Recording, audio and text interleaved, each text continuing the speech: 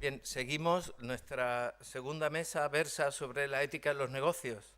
La moderadora es Lalia González Santiago, periodista desde los 17 años, que ha sido directora del diario La Voz de Cádiz, de Vocento, y antes fue subdirectora del Diario de Cádiz, del Grupo Joly, en donde, por cierto, desarrolló una extraordinaria labor como redactora jefe de Cultura.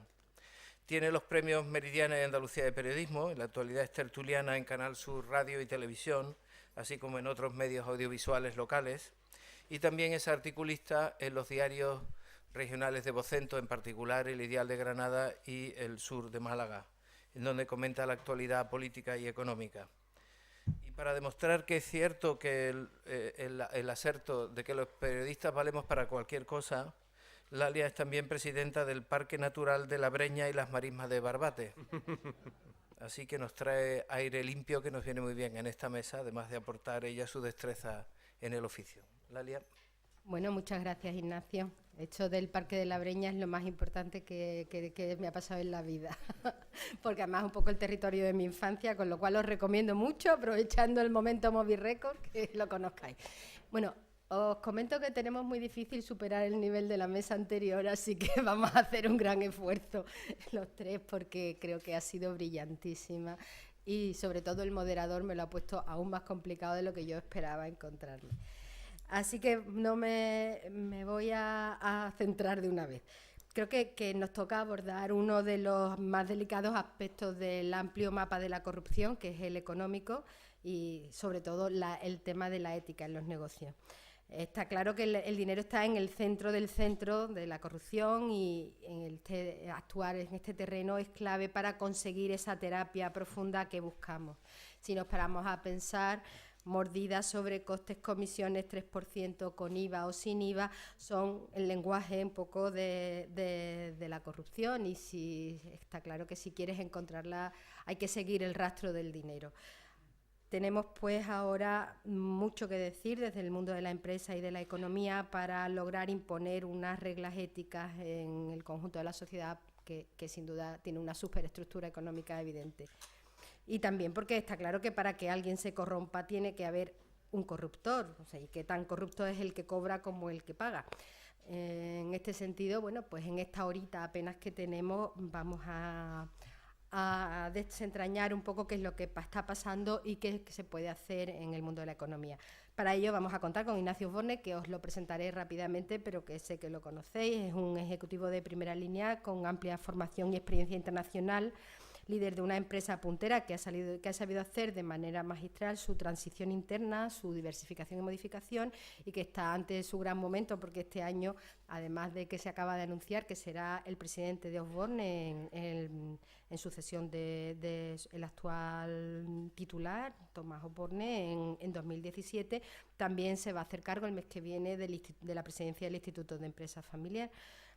Ignacio Osborne Cologan es ingeniero superior de ICAI, máster de San Telmo, consejero delegado de Osborne desde el 96 y tiene amplia experiencia además en otras compañías, pues con anterioridad trabajó en una empresa noruega de ingeniería de plataformas de petróleo en Oslo. Bueno, su presencia en numerosas entidades sería larga de contar, como la trayectoria de Osborne, que es una de las 100 empresas en activo más antiguas del mundo y es la segunda de España, pero bueno, yo creo que sería interesante también traer aquí que es miembro del Consejo Empresarial para la Competitividad y que tiene mucho que ver también con el tema de que hablamos. Y contamos también con Lola San Juan, que es una dirigente cooperativista que tiene mucha presencia en el mundo de las mujeres y de las cooperativas, que es algo digamos que es como un contraste que creo muy adecuado para la visión que queremos dar del asunto. A ver si consigo leer tu currículum, tú lo tienes ahí, porque Lola es socia fundadora de CKL Comunicaciones, cooperativa andaluza especializada en estrategias y comunicación de ámbito estatal, y ha estudiado Derecho, especialista en Derecho Público por la Universidad Hispalense y Ciencias Políticas por la UNED. Es experta en comunicación política y social, en comunicación y género y también en dirección y gestión de empresas de economía social.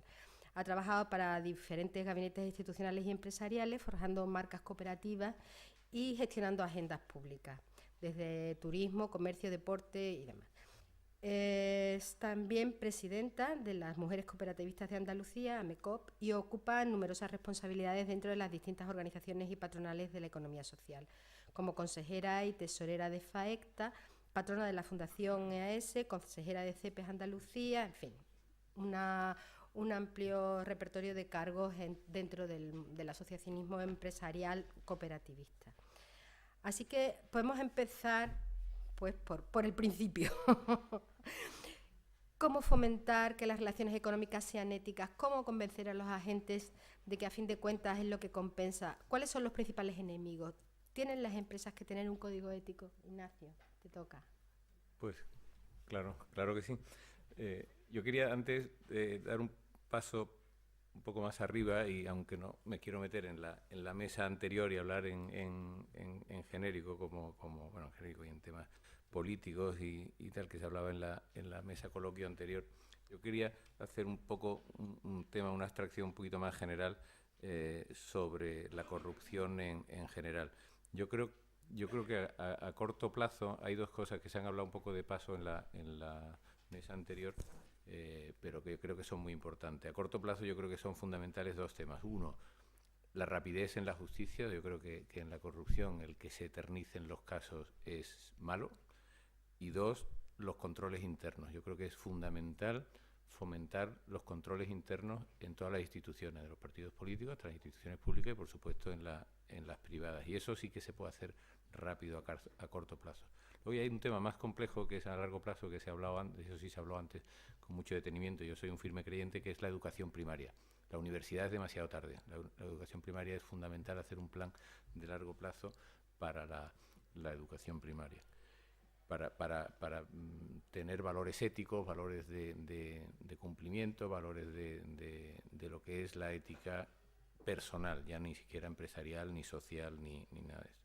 Y el segundo punto de largo plazo es una cosa que tampoco se habló demasiado en la mesa anterior, pero yo creo que es fundamental, y digo a largo plazo porque a corto plazo es muy difícil de arreglar, que es la reducción del fraude económico del día a día. Hay cifras del 24 y pico % del PIB en economía sumergida. Eso es una corrupción como otra cualquiera, y sobre todo un foco yo sí creo que en España y en general en los países latinos hay un espíritu de que el asaltante al tren de Glasgow cometió un robo que tiene que estar en la cárcel, pero Robin Hood no. Y yo creo que Robin Hood tiene que ir a la cárcel igual que el que robó el tren de Glasgow, porque roba, por muy bueno que fueran los fines para los que robaba, ¿no? Entonces yo creo que en el mundo latino un señor que es político y que ha cometido una gran corrupción y que está todos los días en el telediario es corrupto, pero nosotros, y me incluyo porque en muchos casos es imposible, hemos pagado un montón de facturas sin IVA en los últimos 2 o 3 meses. Para mí es lo mismo, para mí es exactamente lo mismo. Y eso de que en España no hay ese ambiente de que eso puede valer, yo no estoy de acuerdo, porque yo creo que sí hay ese ambiente. Y no es porque los españoles seamos malos, sino porque se ha creado ese caldo de cultivo, que por eso lo pongo en largo plazo, porque eso es un trabajo de larguísimo plazo de arreglar. De hecho, en mi currículum yo viví mis primeros 8 años laborales en Escandinavia, y el concepto de la sociedad es muy distinto. Allí todo funcionaba. Yo siempre decía a mi mujer, digo, joder, si esto lo montaran en España, defraudarían 200.000. Los sistemas públicos están hechos para ayudar al que cumple, no para impedir que el que no cumple no cumpla. Y aquí es al revés. Aquí gran parte del sistema está hecho para que nadie haga la trampa. O sea, una licencia de un negocio se tarda un montón en sacar para que no haya gente que saque mal la licencia, y no le ayuda al que quiere sacar bien la licencia. No sé si me explico. Entonces yo creo que eso es un caldo de cultivo negativo que tenemos, que necesitamos la educación y un plan a largo plazo de reducción del fraude, porque claro, estamos hablando de que hay una parte muy importante de economía sumergida que si tú lo arreglas de un día para otro, el problema social horrible que tenemos lo incrementaría, ¿no? Con lo cual, o se hace a largo plazo o eso no se puede no se puede atajar. Luego entraremos en más detalles, pero bueno, no sé si sabéis que el número de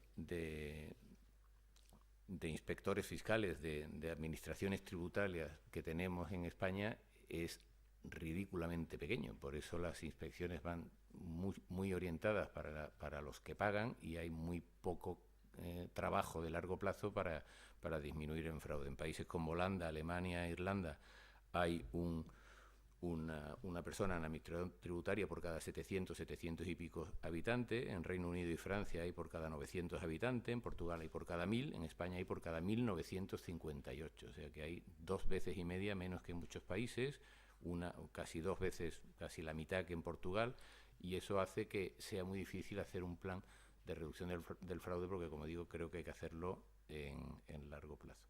Bueno, ya me centro, me quito el rollo político inicial, y en la empresa yo creo que lo que pensamos o pienso que se debe hacer, y un trabajo que llevamos haciendo años en nuestra compañía, es que el tema de la ética y del cumplimiento, no solo cumplimiento con la ley, sino el cumplimiento con más cosas que lo que la ley te pide, es un tema que tiene que partir, es clarísimo, de arriba abajo. El Consejo tiene que estar plenamente convencido de que hay que hacerlo. La alta dirección tiene que estar completamente convencido que hay que hacerlo, y tiene que haber una conciencia a largo plazo de rentabilidad. O sea, no es por ser buenos, ni por parecernos a mis amigos los noruegos, ni porque lo pide la ley, sino porque creo que se demuestra que a largo plazo la ética es rentable. Es bueno para la compañía, y es más rentable para la compañía a largo plazo hacer las cosas bien que hacer las cosas mal. El problema es el corto plazo. Muchas veces las actuaciones no éticas tienen el resultado porque consigues a corto plazo una operación, pues haciendo una cosa que es medio bien o directamente mal, para arreglar una cuenta resultado de un mes o de un año. Por lo tanto, la conciencia de rentabilidad a largo plazo es fundamental.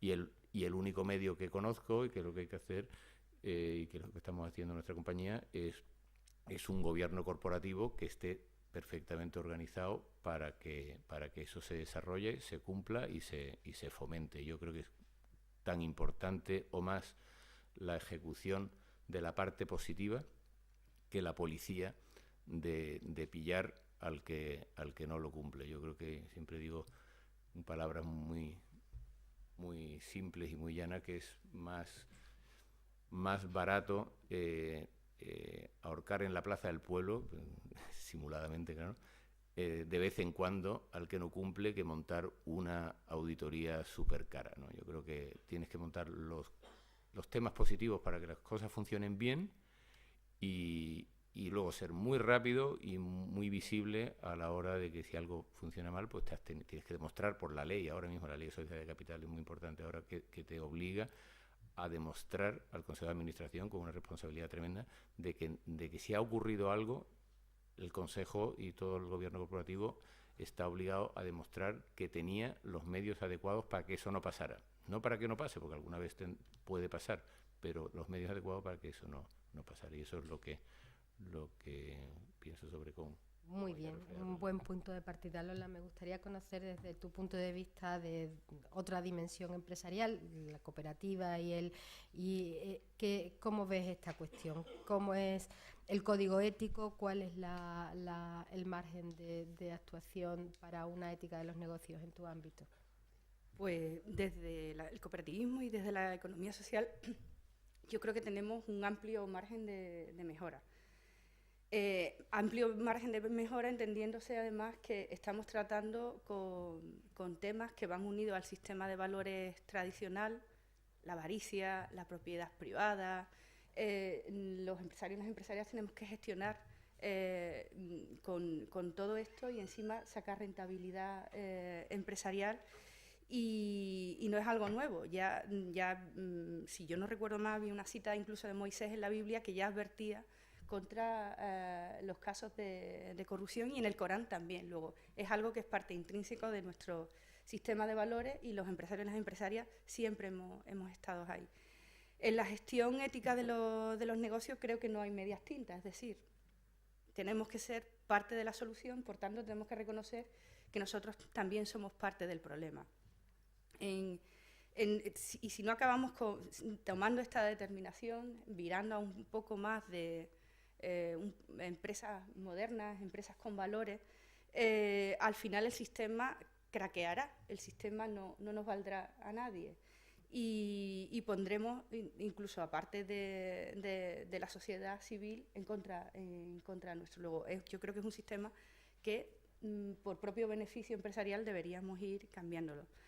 Y yo añado una cosa, yo creo que en el sistema en el sistema, las empresas también somos responsables del bien común, construimos el bien común, estamos dentro de ese sistema de valores, no estamos aislados, incluso jugando al sistema de la globalización o de la deslocalización de los empleos y servicios, estamos dentro de ese sistema. Luego tenemos que contribuir a velar por esa ética de los negocios, devolviéndolo en réditos sociales. Y yo apuesto por la construcción de un sistema empresarial con perspectiva de lo público, ¿no? Que es como gestionamos las empresas de economía social y las empresas cooperativas, donde es un sistema donde no se depreda tanto, sino que tú tomas conciencia como empresa que estás dentro de una comunidad, que esa comunidad puede ser mayor, menor, pero sí que eres parte transformador o catalizador de ese sistema, ¿no? Y por eso yo creo que tenemos que ir desterrando frases como en los negocios todo vale, que es de uso coloquial, o la pela es la pela. Esto lo usamos mucho y no somos conscientes que estamos de alguna forma dinamitando ese sistema de valores común, y esto lo hacemos, yo lo digo mismo, desde el punto de vista empresarial. Por tanto, yo creo que el sistema es ampliamente mejorable. Yo sí quisiera hablar un poco, bueno, pues yo apuesto mucho por la transparencia, ¿no? Yo creo que la opacidad ahora mismo, a la hora de hacer negocio, a la hora de trabajar en la gestión empresarial, juega en nuestra contra, porque además hay un sistema de comunicación, hay un sistema social que te exige transparencia. Eso no quiere decir que tú tengas que tener en tu consejo de administración una cámara y transmitirlo en streaming, como se ha hablado antes, pero sí que creo que es necesario que cuando tomamos decisiones empresariales explicarlo a nuestros empleados, explicarlos a la sociedad, y yo creo que esto ayuda, ¿no?, a también incluso aumentar la propia productividad de las empresas y la propia comunicación. Yo creo que no hay nada más productivo desde el punto de vista de la comunicación, tú que de esto también sabes mucho, que un empleado o una empleada hable bien de su empresa, ¿no? Y bueno, pues esto va dentro de ese sistema también de valores. Luego, la coherencia, ¿no? Yo creo que tenemos que ser coherentes, y cuando, sobre todo, seamos empresas más pequeñas o mayores, tenemos que tener una coherencia respecto a lo que queremos como marca y a lo que vendemos, ¿no? No puede ser que estemos poniendo en solfa que hay muchas empresas que no cumplen con el fisco, y al mismo tiempo nosotros estemos deslocalizando nuestro producto, y no pidamos a nuestros proveedores un sistema ético, ¿no?, o un protocolo de contratación. Yo creo que eso es importante, la coherencia, porque, claro, en el caso de las cooperativas existe el sistema democrático. Es decir, una persona, un voto, el valor de lo humano por encima del capital, pero yo creo que estos valores, aun siendo unos valores, principios cooperativistas, son valores universales que se pueden aplicar a todas las empresas para mejorar el sistema. Y la democracia implica, por tanto, que toda nuestra estructura empresarial sea copartícipe, ¿no?, de algunas de las decisiones que tomamos. Y esto me lleva directamente al buen gobierno, ¿no?, que se ha hablado antes en la ponencia de antes. Si le exigimos a los políticos y a las políticas buen gobierno, buena gobernanza, ¿cómo no nos lo vamos a pedir a nosotros, ¿no? Y yo creo que tenemos que velar muchísimo por ese buen gobierno dentro de nuestras propias corporaciones empresariales y, sobre todo, tenemos que velar también mucho por lo que decía Ignacio de al tramposo y a la tramposa hay que castigarlo. Y no por moralina, sino porque están dinamitando todo ese sistema de valores de bien común que estamos construyendo. En ese sistema de bien común en el que si no se castigan a los tramposos y además de una manera rápida, y también tenemos que hacer eso, el ejemplar dentro de nuestras propias empresas, si entendemos que alguien de nuestra plantilla no ha cumplido con lo que son los valores de la propia corporación, yo creo que inmediatamente hay que acudir a lo disciplinario, ¿no? Y que tampoco aquí hay medias tintas. Y creo que a medida que además este caso sea mayor, o sea, se eleve más en el grado, sea un consejero delegado, o sea, más ejemplarizante tiene que ser. Yo sé que esto de alguna forma lo hacemos, ¿no? Pero lo hacemos de manera oculta, de manera opaca, y no le transmitimos a la sociedad nuestra preocupación por mejorar ese sistema de valores. Yo soy una convencida, y muchas empresarias y empresarios, que hay que redistribuir la riqueza a través del empleo. Redistribuir la riqueza a través del empleo implica preocuparnos por que haya un empleo digno, haya un empleo que cumpla como mínimo el convenio, y en esa redistribución de riqueza a través del empleo también ganamos todos, porque en el momento que aumentamos esa capacidad económica de la plantilla, que puede ir ligada a otro tipo de complemento, la productividad de nuestra plantilla nos va a aumentar, o sea que ganamos todos, es un buen negocio apostar por otro tipo de tratamiento de los recursos humanos, y además nos hace empresas distintas respecto a nuestro entorno, ¿no? Porque yo creo que cada vez más el consumidor y la consumidora es más responsable y nos va a exigir, y yo apelo además a ese consumo responsable, que por cierto, el 80% del consumo está en manos de mujeres, que premien, porque yo creo que cuando una empresa hace las cosas bien también hay que premiar ese consumo a través de empresas que cumplimos con todo este sistema de valores, o lo que yo creo que debería ser un sistema de valores de valores sociales, no cogido como algo distinto, o sea, yo no separo la corrupción política de la empresarial, de la social, sino que creo que forma todo parte de un sistema de valores, y o lo atajamos cada uno y somos responsables de que somos parte de la solución en cada una de nuestras actuaciones, o finalmente siempre va a ser un sistema circular de no llegar a ningún tipo de solución. Y ya me callo porque luego imagino que habrá debate. Están un poco todas las cosas planteadas, pero hay mucho aún que ahondar, y os animo también a que vayáis preparando preguntas para el coloquio, que casi que en un cuarto de hora iremos a comenzar. A mí me interesa, Ignacio, que nos hablaras también desde tu experiencia profesional internacional, no solamente de lo que has vivido en Escandinavia, sino acabáis de firmar un acuerdo con un grupo chino que, digamos, proyecta hacia el futuro y hacia la nueva economía un sistema de relaciones diferente. Yo creo que es muy interesante saber en este aspecto cómo se rige una empresa y cómo tiene que manejar sus códigos éticos. Yo creo que en nuestro caso ha sido un valor añadido en el caso de la entrada del socio chino, cuando nos hicieron todo el due diligence. Esto es una empresa internacional que invierte en muchos países. Luego, en su propio país, pues todos leemos noticias sobre que en China pues la seguridad jurídica y el tema de las falsificaciones y tal pues no van muy acorde con lo que defendemos hoy por hoy en Occidente. Es una cultura muy, muy distinta. Lo que sí es verdad que es que cuando negociamos con ellos, el que vieran cómo teníamos montado el gobierno corporativo fue un valor añadido en las conversaciones, ¿no? A nivel internacional, China es un poco especial, como digo, porque yo creo que todavía le queda mucho desarrollo en este sentido interno de ello, empezando por un partido político único y todo esto.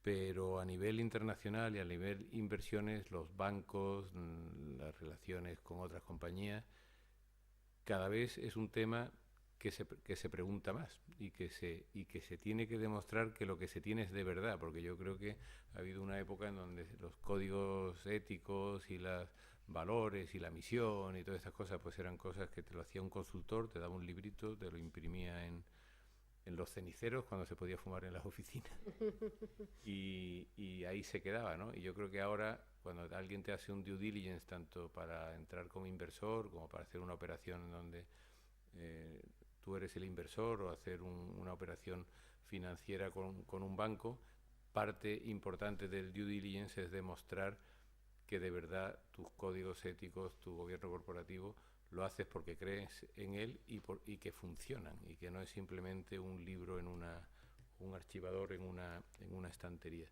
Entonces yo creo que eso es un bien necesario que más vale que los vayamos teniendo todos porque es un valor añadido. Claro, porque el asunto es que una empresa puede tener su código ético y sus prácticas de arriba abajo muy asentadas, pero tiene que defenderse en la jungla, ¿no? En un ecosistema en el que nada es, o buena parte de las reglas del juego no son esas.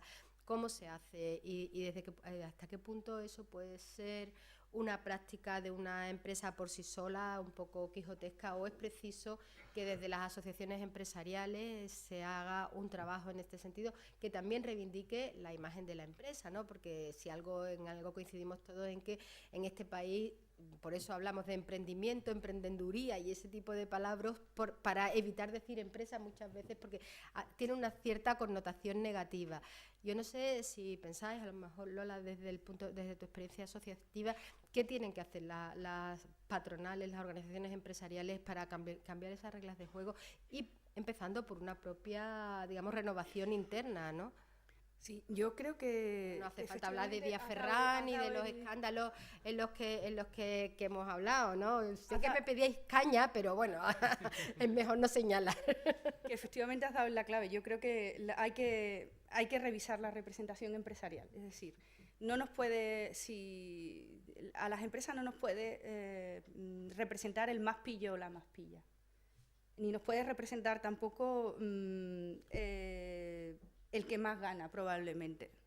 Nos tiene que representar aquella persona, y digo personas porque ahora hablaré de abrir las puertas de las patronales, aquella persona que de verdad cumpla con el código ético que mayoritariamente las organizaciones hayamos pactado. No vale inventarse una mesa camilla, no vale inventarse atajos, porque si no nos arrastra a todo. Y hemos tenido hace poco varios o muchos casos de corrupción dentro de las patronales que, quieras o no, pues tú sientes auténtico estupor y reniegas de la patronal y de lo que tengas que renegar, porque es un sistema en las antípodas de los valores, pero yo estoy segura que de una gran mayoría de empresarios y de empresarias. Y esto pasa también porque las patronales tienen que abrir las puertas. Y tienen que abrir las puertas, fundamentalmente a las mujeres que ya estamos en los negocios y se nos sigue viendo como las ocupas, ¿no? Se nos sigue viendo como la cuota, se nos sigue viendo como las empresas de las pobrecitas. Claro, nuestras empresas no tienen una antigüedad magnífica, pero sí que tenemos una antigüedad suficiente y hemos demostrado valor económico suficiente como para merecernos dar nuestra opinión dentro de una patronal, entre otras cosas, porque también dirigimos el consumo a la mitad de la población, o sea que y influimos sobre la otra mitad. Entonces, yo creo que las patronales tienen que abrirse a mujeres, gente joven y sistema económico no estrictamente capitalista. Ahora mismo hay una dicotomía en el sistema de representación de las patronales, que es la gran confederación, la COE, y por otro lado CEPES, ¿no? la Confederación de Economía Social. Yo creo que esas cosas, si se unen, vamos a ganar todos, porque unos nos vamos a contagiar de los modelos de crecimiento, de sostenibilidad en el tiempo, y otros se van a nutrir probablemente pues, de todo un sistema de valores que probablemente sea nuevo, por lo menos poco conocido, ¿no? dentro de las estructuras empresariales. Y yo soy muy partidaria siempre de los pactos, y aquí además con los grupos empresariales, sobre todo de mujeres, que nos entendemos más, o por lo menos nos encontramos más, porque el otro sistema parece que es utos y tuxis, o sea, no pueden hablarse cuando deberían entenderse. Y yo creo que las patronales tienen que tener un código ético estricto de cumplimiento, y tiene que haber alguien que vele por ese código. A todos nos gusta mucho que los códigos deontológicos y los códigos éticos no sean obligatorios, es decir, que sean a propuesta, pero una vez pillados todos, que nos hemos puesto la norma y encima nos hemos hecho trampa, aquí solo cabe también que haya algún tipo de entidad dentro del seno empresarial que vele por ese código ético. O sea, yo creo que estamos en un momento en el que o revisamos el sistema, o puede ir a peor, o al final el sistema se va a quedar cortito, ¿no? Se va a quedar en el grupo de 10. Y una de las cosas que sí, aparte de las patronales, también tiene que ver con la patronal, ¿no? O tiene que ver con el sistema este de mensajes colectivos que vamos mandando. Es sistemático que los empresarios o las empresarias transmitimos desde las patronales una preocupación excesiva sobre la cantidad de impuestos que pagamos. Cuando mandamos ese tipo de mensajes, de alguna forma lo que estamos diciendo es que el bien común nos preocupa bien poco, porque si queremos tener una sociedad justa, con unos servicios públicos justos, todos tenemos que contribuir al sistema. Nos debería preocupar en qué se gastan nuestros impuestos. Sin embargo, si os dais cuenta, desde las patronales siempre mandamos el mensaje de pagamos demasiado, cuando a mí de verdad, y yo estoy segura que vosotros estaréis de acuerdo, que lo que nos interesa saber es en qué se gastan nuestros negocios, ¿no? Y esto revierte en el sistema, y volvemos a decirle a la sociedad, oye, que nos importáis un bledo, que a mí lo que me interesa es pagar poco. Y yo creo que esa imagen de empresaria o incluso de empresa es una imagen ya caduca. El modelo ha cambiado, y además queremos otro modelo. Por lo menos hay una mayoría también de gente que venimos empujando por cambiar ese modelo. Y me parece muy bien lo de los protocolos de proveedores que apuntabas con Ignacio, y sobre todo que nosotros también tengamos nuestro protocolo de proveedores a la hora de contratar, y se los expliquemos a nuestros consumidores y a nuestras consumidoras, ¿no? Bueno, Ignacio, en este sentido tú tienes experiencia, como ahora la tendrás en el Instituto de Empresa Familiar, y como miembro del Consejo Empresarial de la Competitividad, me gustaría que apuntaras también algunas ideas, y tengo tal cantidad de preguntas que vamos a pasar inmediatamente a ellas, porque aquí está también planteado en buena parte de todo lo que estamos hablando con mucha más precisión de la que yo me pueda ahora inventar. Sí, yo creo que el tema de las patronales y de las asociaciones empresariales, yo creo que tenemos mucho que mejorar en España, y el propio gobierno de las asociaciones, como decía Lola, es un tema importante. Pero yo creo que las asociaciones regionales, en este tema concreto del gobierno corporativo y los códigos éticos y el hacer las cosas bien en las empresas, yo creo que más que divulgar y comunicar, hay poco más que hacer, porque yo creo que cada empresa es la que tiene que tomar la iniciativa de lo que tiene que hacer. Y cuando lo tomas, y el Consejo y la alta dirección, como decía antes, está comprometido, información, forma de hacerlo, gente que te pueda ayudar y tal, eso está hoy las redes hasta arriba de formas de hacerlo. Con lo cual, lo fundamental es tener el convencimiento interno y a todos los niveles de la compañía que eso se quiere hacer. Una vez que has tomado la decisión y se pone en marcha, yo creo que es un tema totalmente individual de la compañía que las quiere hacer, y el que no las quiere hacer no lo hace, ¿no? Yo creo que en este sentido las organizaciones tienen una labor a lo mejor de divulgar. Muy importante un tema que, para mi punto de vista, yo he hablado con muchos amigos y compañeros de otras empresas, la enjundia que tiene la nueva ley de sociedades de capital es muy importante. O sea, ya no es un tema de gobierno corporativo y de hacer las cosas bien, sino lo que es obligatorio por ley y la responsabilidad, en algunos casos penal, que tiene el Consejo ya de acuerdo a la ley es tremenda. Todos los temas de las facultades indelegables. Antes elegían un consejero delegado, como fue mi caso hace 20 años, le delegaban todas las facultades y hay apenas, ¿no? Hoy día hay una lista bastante grande en sociedades cotizadas, pero también en sociedades no cotizadas, o sea que cualquier sociedad tiene prohibido delegar una serie de facultades que son indelegables. Y el consejero que no asiste, que antiguamente se utilizaba mucho, bueno, porque hay un tema comprometido, pues yo no voy y así yo no estoy en el acta.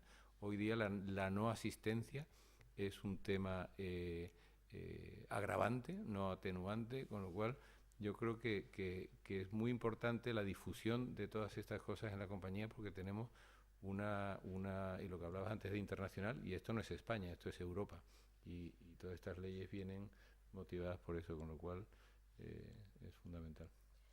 Bueno, hay una pregunta que yo quería hacer y que casi que me la encuentro aquí a los dos para que respondierais de una manera rápida. Cuando un empresario le paga a un político una mordida, ¿quién es más corrupto, el empresario o el político? Yo creo que es muy cercano al 50-50, ¿no? Sí, bueno, me dicen que no digamos que son los dos por igual. Yo estoy con Ignacio muy cercano, pero yo aquí quería hacer una matización. Con el tema de la corrupción política, hay una corruptela que sí que es de un enriquecimiento ilícito en favor personal, ¿no? O de partidos o aquí. Pero luego hay otro tipo de corruptela que se da mucho pegado también a los gobiernos locales y relacionado con los PGOs y demás, y es la falta de presupuesto público que tienen las administraciones, en este caso un ayuntamiento, ¿no? Que tiene infinidad de competencias y él tiene un presupuesto muy limitado.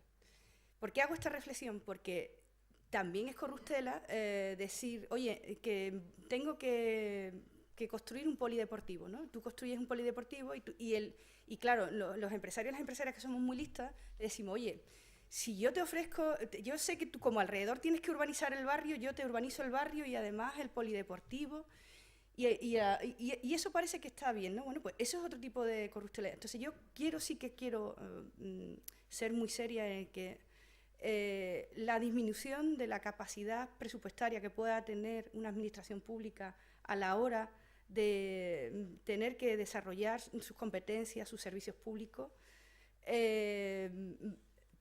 tiene que ver también con un aumento de los casos de corrupción, y tienen que tener un presupuesto suficiente para evitar cualquier tipo de tentaciones de mejora por parte de empresarios o por parte de necesidades que pueda tener ese ayuntamiento. Hay una cosa interesante aquí también, que una doble pregunta de alguno de los asistentes, que dice que, por una parte, que para empresas cotizadas, que el mercado de valores en general y las posiciones a corto en particular son compatibles con la ética. Haría una segunda pregunta, como este interviniente, porque hay también que correr y agruparla. Casos como el de Abengoa han puesto en cuestión el valor de las auditorías, incluso si se realizan en empresas de prestigio. ¿Qué tipo de actuaciones o qué medidas podrían ayudar? Bueno, yo insisto otra vez en lo que decía antes del corto plazo. Yo creo que para este tipo de cosas más, o sea, no sé los detalles de cómo han sido el caso de Abengoa, ni el tema es que son dos preguntas muy distintas. El tema del corto plazo de las cotizadas está muy relacionado con la relación con los inversores, ¿no? Con los inversores cortoplacistas a su vez, ¿no? Entonces yo me acuerdo que un presidente de una compañía muy conocida española hace muchos años, cuando todavía eran pesetas, me acuerdo, me decía, Dice, tengo un lío tremendo en la época de bonanza, aquella de los años, yo creo que era al final de los 80, principios de los 90, dice, mi facturación del año pasado han sido no sé cuántos mil millones de pesetas, y sin embargo las compraventas de acciones de mi compañía durante ese mismo año ha triplicado ese valor. ¿Yo a qué me dedico? ¿A vender lo que vendía o a traficar con mis acciones, ¿no? Entonces, eso es una disyuntiva muy, muy importante, porque claro, al gestor, ya cotizado o no cotizado, que un accionista compre unas acciones a 10 y al poco tiempo las vendas a 30, al balance y a la cuenta de resultados de la compañía no le afecta absolutamente nada. O sea, que son dos negocios que van muy unidos, y me hace mucha gracia cuando los periódicos económicos dicen la bolsa española ha perdido 20.000 millones. La bolsa española no ha perdido nada. O sea, las empresas siguen siendo las mismas. El que ha perdido es el que compró a 10 y ha tenido que vender a 4. Pero eso no es la bolsa, no es la bolsa española. Entonces, el tema del corto plazo y el largo plazo va muy relacionado con el tema de la presión que le meten los inversores a los ejecutivos, que tienen que tener a su vez resultado a corto plazo para que el inversor tenga un resultado a corto plazo. Con lo cual, es un negocio en el que gracias a Dios yo no estoy y no, pero la pregunta pues tiene todo el sentido del mundo. Claro, en cuanto a las auditorías, ¿crees que también hemos visto muchos casos escandalosos, ¿no?, de empresas auditadas que luego se han revelado con unos fraudes históricos? Yo me acuerdo que hace unos meses, unos años, un político le echaba en cara a otro. Decía, oye, que han cogido un caso de corrupción en tu partido, dice, de dinero B. Y el otro partido dice, voy a montar 3 auditorías. Y el del otro partido le dijo, pero por definición, el dinero B no lo va a ver el auditor. Pero eso es por propia definición. Con lo cual yo creo que echarle la culpa al auditor pues es un método muy, muy socorrido, pero yo creo que lo fundamental es el control interno. O sea, yo creo que las compañías le dan al auditor la documentación que le da al auditor, y el auditor siempre se cuida muy bien. Antes, yo creo, cuando empecé a consejero delegado, te daban una cartita de responsabilidad de cuatro líneas, y ahora firmas un libro diciendo todas las cosas que si no le has dado es tu culpa el no habérselos dado, ¿no? Cuando te van a operar, ¿no?, que el médico te obliga a firmar una carta diciendo si te mueres tu culpa, no es la mía.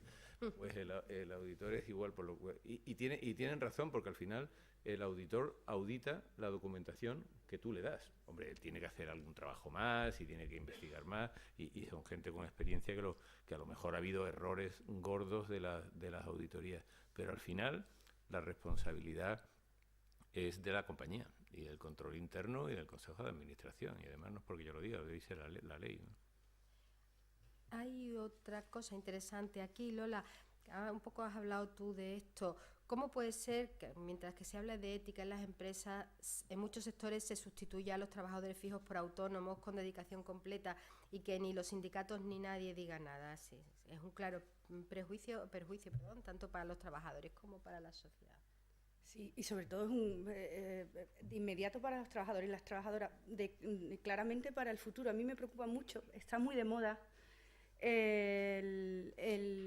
la figura del autónomo y de la autónoma, ¿no?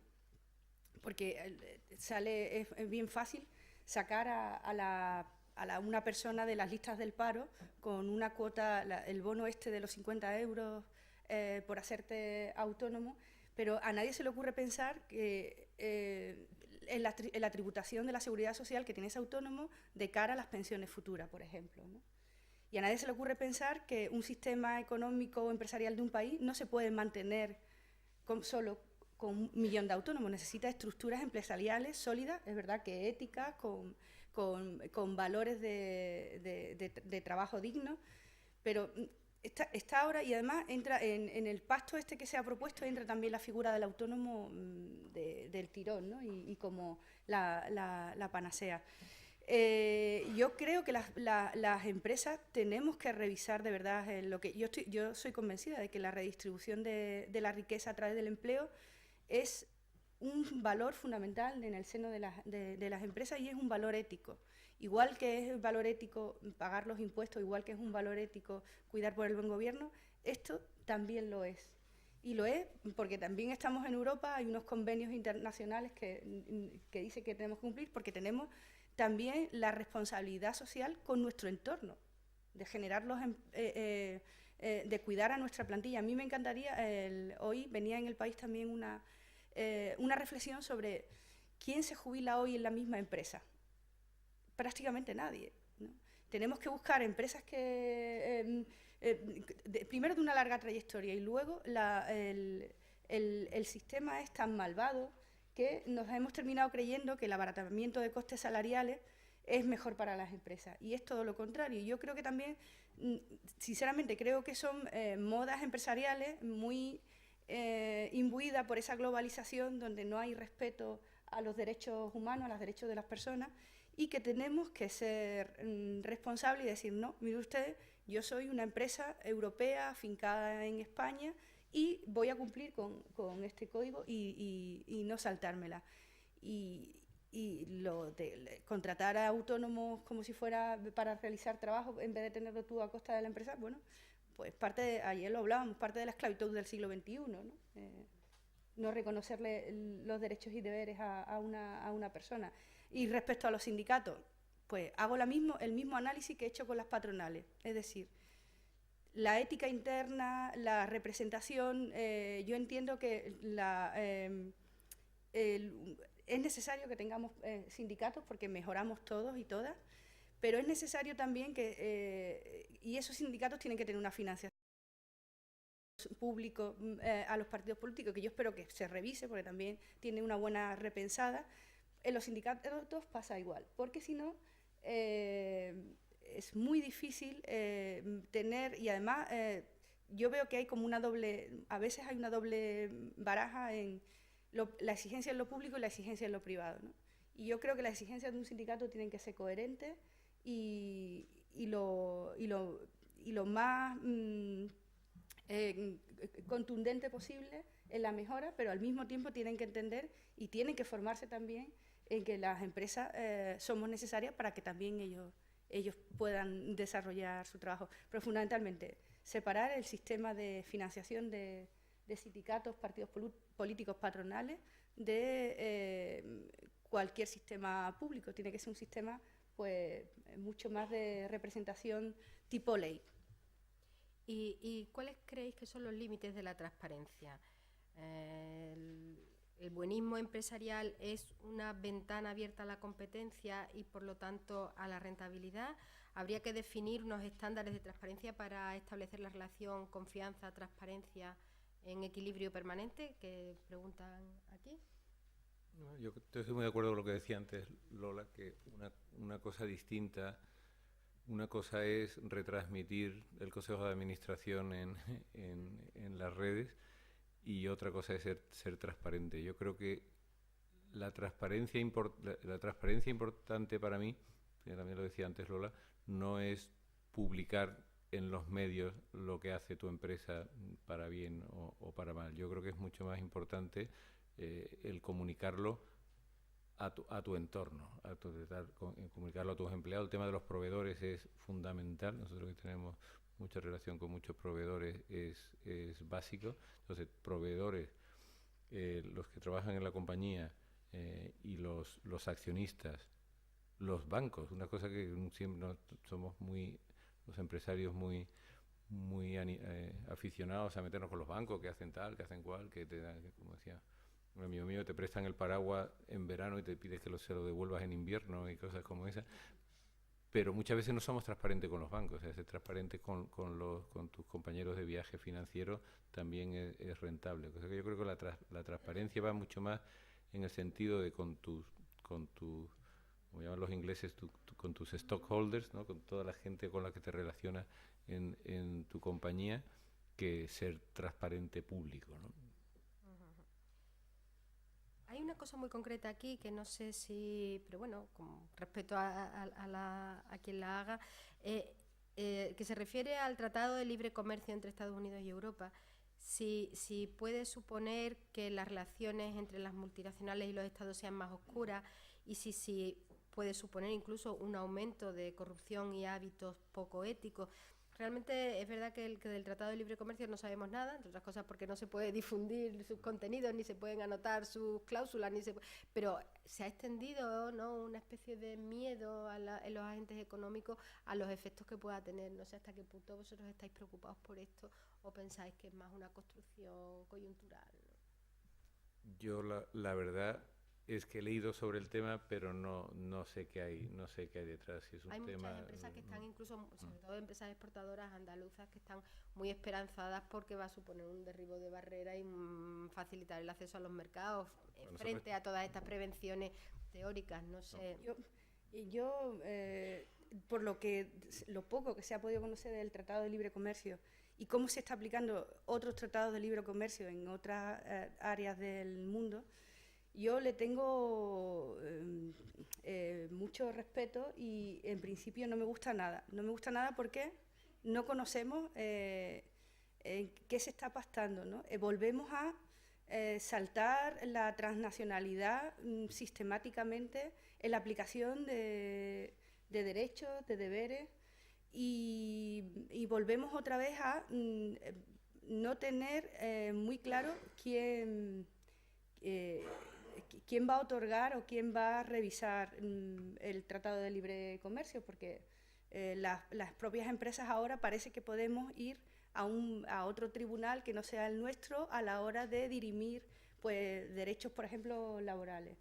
Yo creo que ya deberíamos estar escamados de todo lo que, con la deslocalización, que es buena porque podemos entender incluso que es una parte del desarrollo de algunos países o que podría servir con el sector textil. Y esto ya lo tenemos cerca. No deberíamos repetir este modelo empresarial porque es depredador y porque además es una vuelta atrás en todos los derechos humanos que ahí parecía que había acuerdo, o por lo menos, aunque sistemáticamente también nos lo vamos saltando todos los países. Y yo no me gusta nada que no exista ningún tipo de control. Luego, desde el punto de vista empresarial, yo el contacto más directo lo he tenido a través de los trabajos relacionados con las cooperativas agrarias japonesas, que ya sabéis que Japón es uno de los países donde hay menos diferencia entre el coste que supone producir el producto y el coste de venta final, ¿no? Y porque es un mercado que está muy controlado o en el que todo se trabaja a través de uniones cooperativas, ¿no? Y hay como 4 grandes uniones cooperativas que eso han conseguido regularlo. Claro, a mí lo que me dicen o a mí lo que me transmiten es que el Tratado de Libre Comercio suyo del Pacífico, el problema que va a tener es la liberalización, ya le vamos a pagar 3 duros al agricultor o a la agricultora que produce, ¿no? Y eso ya lo hemos visto aquí, ya lo hemos experimentado aquí. Y lo que también me dicen es que, bueno, pues que todo el sistema suyo de cooperativas, de ponerle aranceles o porque ellos quieren que los productos que entren cumplan con las mismas características en derechos y deberes respecto a la producción que se hace en Japón, ¿no?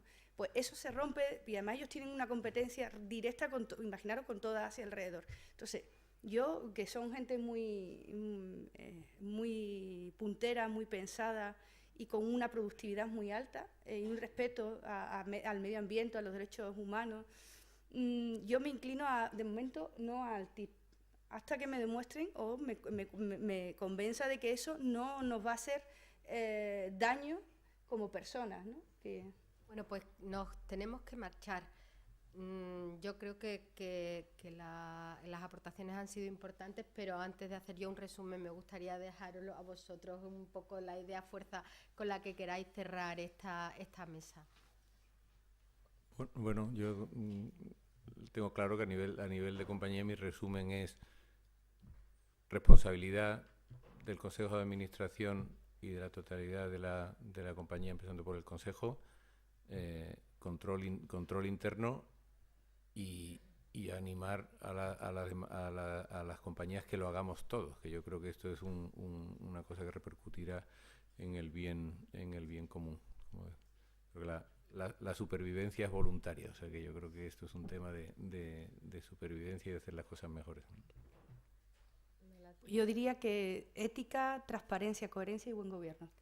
Y yo, por mi parte, lo que sí quiero decir, como un poco observadora, es que da gusto, ¿no?, ver que las empresas y los empresarios, que no habría que distinguir quizá tanto, ¿no? Porque una empresa en sí está hecha por personas, contribuyan de la manera que lo estáis haciendo todos los que estáis aquí a hacer sociedad civil y a crear una regeneración que consideramos tan necesaria. Sin duda no se va a hacer porque baje del cielo, salvo que milagros que ya no se dan, sino por la directa implicación de personas como vosotros que estáis aquí dispuestos a profundizar y a extender un ejemplo, de unas prácticas que son las que sin duda se deben instalar. Así que para mí ha sido un verdadero placer estar aquí hoy. Muchas gracias por haberme invitado y espero que, bueno, que continuemos el camino juntos. Pues, sin duda conmigo contad para todo lo que queráis. Una pena que no haya habido alumnos de la universidad. Me ha dado mucha pena que no haya habido alumnos de la universidad.